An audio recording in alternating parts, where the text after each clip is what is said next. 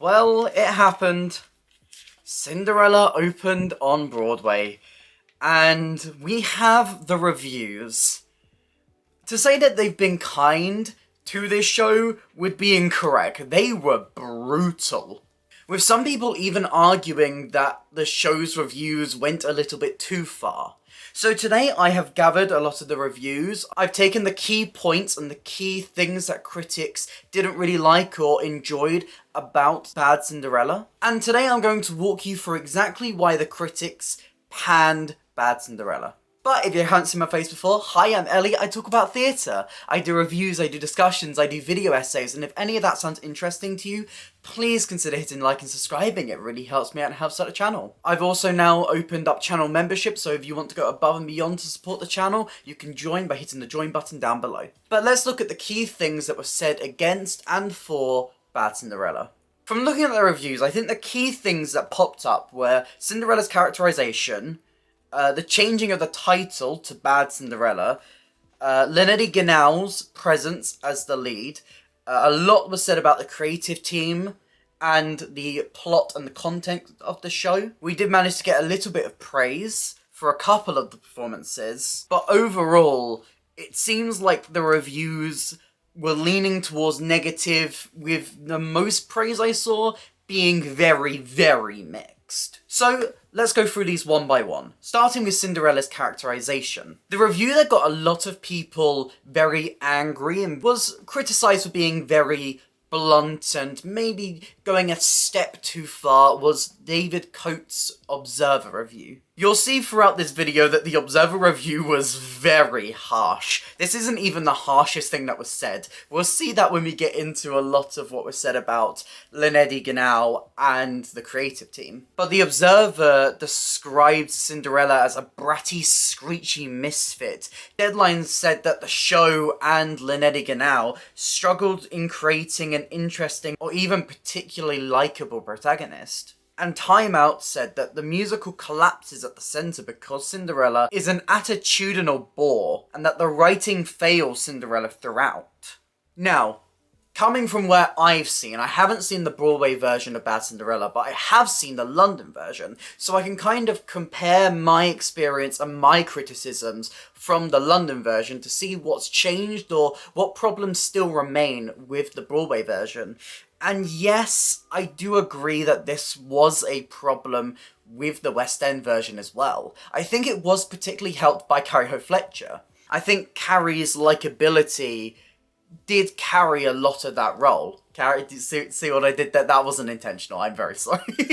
I think Carrie did kind of fit into that role quite well.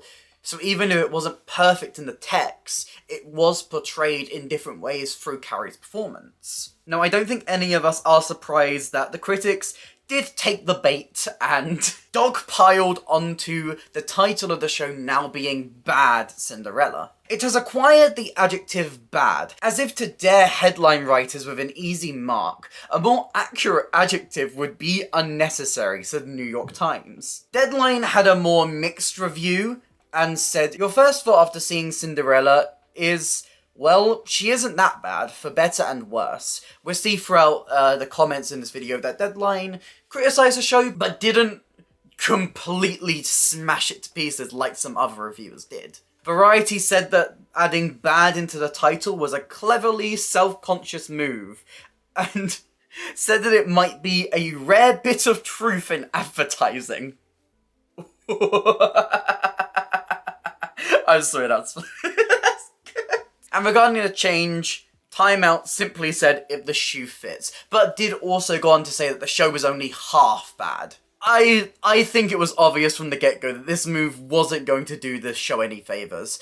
I think it's so easy, and I still personally refer to it as Andrew Lloyd Webber's Cinderella. I don't think that adding bad to the title was necessary, and honestly, it just kind of gave them an easy target and gives, I mean, from someone who is making these videos, who is talking about this show, and look, if I talk about the show, views go like that. People love to talk about and hear people talk about and discuss Bad Cinderella because of these controversies, because of this. I think this is a move that helps us, and in turn, it kind of leans into that similar phrase of any advertising is good advertising, even if it is negative or bad or if we're laughing at it, because we're still talking about the show. People are still engaging with it.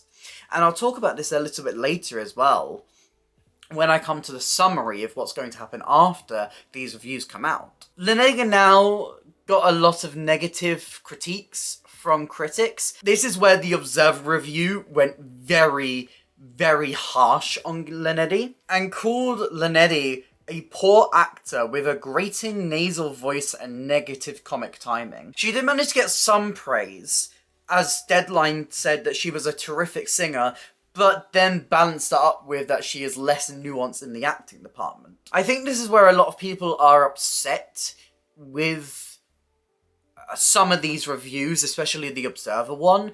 I can understand where they're coming from, because I think there is a fine line, and people don't always walk this as neatly as some other people, between bullying and giving a critique. I think that sometimes we have our own personal takes on what goes between these two lines, but I think the thing to remember is that, in a similar vein, this is exactly what they want. If people go on Twitter and say, oh, the Observer review is so nasty, and how could they say this, then people are going to go and look at it. People are going to go click on it.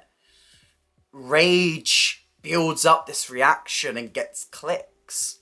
It's a similar way to if I have a negative review, they tend to do a little bit better because people like to see that negativity and like to see a little bit of drama build up, rather than look at a positive review sometimes. And that's why the marketing for this show is genius. Look at how it's peddling itself with reality TV, which is already baked in with this drama storylines. Look at adding bad to the title. The marketing for this show and the marketing team for this show are absolutely genius with what they're doing and how they're building up these conversations. But do I think that those comments go a little bit too far?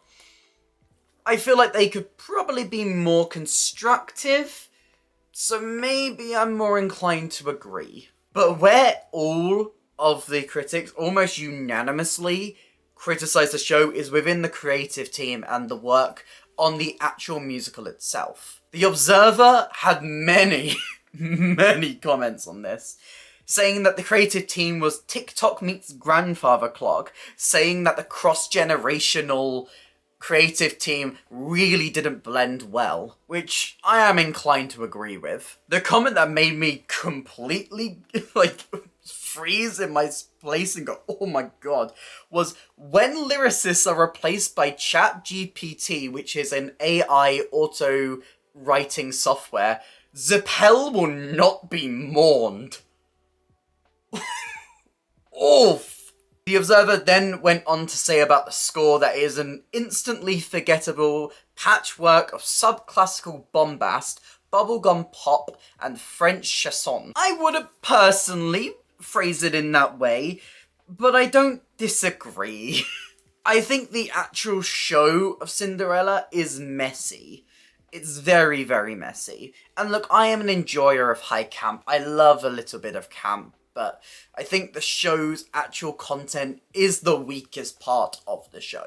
Carrying on, it's not just the Observer. The opening line to the New York Times review was just first bring earplugs, which I think tells you everything. And continuing its run in the middle of the pack, Deadline said that Lloyd Webber's score is catchy in the moment. Again, I think that the show does struggle with its actual content. I do agree with a lot of this. In a similar way, let's talk about what they said about the plot and the content of the actual show. The Observer said that the book is quippy and shallow, and said it's not a good sign when a B-plot with the divas and a Deus Ex Machina with Prince Charming completely usurped the show. And with that similar kind of critique of the score being good enough for when you're seeing it but not sticking with you, Time Out said that you were unlikely to remember much of the score. Feels like, from an outsider's perspective looking into this, that they haven't really focused on changing what didn't work when it was in the West End. Maybe this was because the reviews that they got in the West End were more positive. Or maybe with all this constant retooling, they just don't really know where the problems lie with the show. However, there is one key element that was almost universally praised throughout every single review I saw, and that was Carolee Camillo and Grayson McLean, who played the stepmother and the queen respectively. The Observer said that the queen and stepmother's flamboyant camp-off is one of 2 times that Bad Cinderella comes alive, the other one being Prince Charming's entrance. The New York Times said in only one number, I Know You, which McLean and especially Camillo turn into the show's comic highlight, do Lloyd Webber and Zippel hit the mark. And Time Out lamented, saying that unfortunately this is not a queen and stepmother story. Again, very similar to what we saw in the West End. I think one of the key highlights of the West End performance and the West End version of the show was Victoria Rose Hammett as the stepmother. She chewed that scenery in the show, and I think a lot of the content that she was given was actually really strong. I'm going to link the reviews that I have referenced in the description down below, but let's talk about what I think looking at this overall.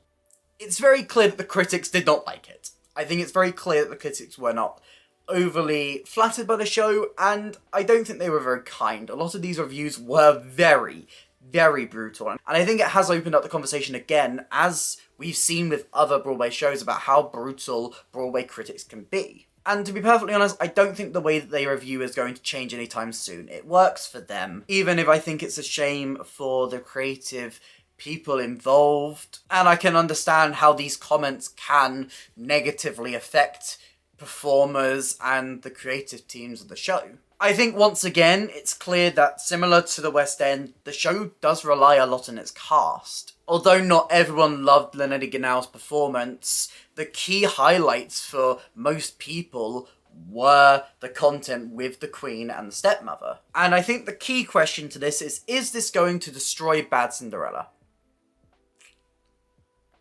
I don't think so. I don't think the show's going to have a good enough positive word of mouth to keep it up, like some other shows that got negative reviews have done in the past. There are a lot of shows that didn't really get overly positive reviews that have stayed open and, you know, proved the test of time. But I think that this is better to compare it to other Broadway flops. Look at things like Spider-Man Turn After Dark. Look at Diana. Negative press can help a show. People may want to go and see something because they've heard it's bad. Think of how popular films like The Room are. People go and see The Room because they want to feel that experience, because they want to laugh at it, because they want to have that moment where they're like, this is awful. Do I think Cinderella is of that similar quality? No, it's not a good show. It's not a great show. But I think it's in no way the worst thing I have ever seen in the history of anything ever. But I think with the marketing team for this show being very, very smart, and the negative word of mouth maybe helping to get some people to go and see it because they've heard it's bad, may keep it open for a little bit longer. But will it stay for ages? I doubt it. I will also say that I doubt that this will close before Andrew Lloyd Webber can just put another show back onto Broadway. I think it's so clear that he wants to keep that streak going of having one of his shows open on Broadway for that long period of time. I think that he will probably keep this open until he can get Phantom back, or until he can put something else in there. Maybe he can bring the production of Joseph to Broadway. But I think what we can gather right now is that the critics have said what they've said. So do I think that Cinderella is going to close soon? No. But do I think it's going to stay open for a while? I wouldn't bet money on it. But what do you think? Have you seen Bad Cinderella on Broadway? Did you see it in the West End? What are your thoughts on the show? I'm really open to hearing different people's thoughts. I know a lot of people actually did find some enjoyment out of Cinderella and Bad Cinderella, so if you are one of those people, do let me know. If you did enjoy this video, please consider hitting like and subscribing. It really helps me and it helps out the channel. There's some links to some other videos on screen right now, and a link to my Instagram if you want to drop me a follow over there. But that's it for me today, and I hope to see you next time. Bye!